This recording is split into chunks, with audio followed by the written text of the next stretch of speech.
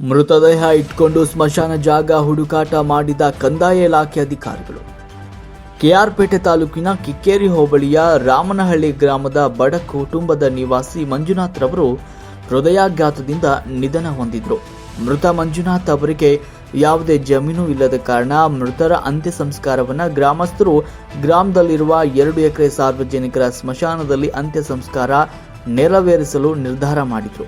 ಆದರೆ 2 ಎಕರೆ ಇದ್ದ ಸಾರ್ವಜನಿಕ ಸ್ಮಶಾನ ಜಾಗವನ್ನು ಕೆಲ ವ್ಯಕ್ತಿಗಳು ಒತ್ತುವರಿ ಮಾಡಿಕೊಂಡು ಸ್ಮಶಾನದ ಜಾಗದಲ್ಲಿ ಅಂತ್ಯ ಸಂಸ್ಕಾರ ಮಾಡಲು ಬಿಡದ ಹಿನ್ನೆಲೆಯಲ್ಲಿ ಮೃತದೇಹವನ್ನು ಇಟ್ಕೊಂಡು ಪೊಲೀಸ್ ಅಧಿಕಾರಿಗಳ ಬಿಗಿ ಭದ್ರತೆಯೊಂದಿಗೆ ಕಂದಾಯ ಅಧಿಕಾರಿಗಳು ಸ್ಮಶಾನದ ಜಾಗ ನಿಗದಿಪಡಿಸಿದ ನಂತರ ಗ್ರಾಮಸ್ಥರು ಸೇರಿ ಮೃತ ಮಂಜುನಾಥ್ ಅವರ ಅಂತ್ಯ ಸಂಸ್ಕಾರ ನೆರವೇರಿಸಿರುವಂತಹ ಒಂದು ಘಟನೆ ಮಾನವ ಕುಲವೇ ತಲೆ ತಗ್ಗಿಸುವಂತಾಗಿದೆ ಅಂತ ಪ್ರಜ್ಞಾವಂತ ಸಾರ್ವಜನಿಕರು ಆಕ್ರೋಶವನ್ನು ವ್ಯಕ್ತಪಡಿಸಿದ್ದಾರೆ. ಸಂದರ್ಭದಲ್ಲಿ ಕಿಕ್ಕೇರಿ ಹೋಬಳಿಯ ರಾಜಸ್ವ ನಿರೀಕ್ಷಕ ಗೋಪಾಲಕೃಷ್ಣ, ಗ್ರಾಮ ಲೆಕ್ಕಾಧಿಕಾರಿ ಸುನೀಲ್, ಕಿಕ್ಕೇರಿ ಪೊಲೀಸ್ ಅಧಿಕಾರಿ ಸುನೀಲ್ ಸೇರಿದಂತೆ ಗ್ರಾಮಸ್ಥರ ಸಂದರ್ಭದಲ್ಲಿ ಉಪಸ್ಥಿತರಿದ್ದರು.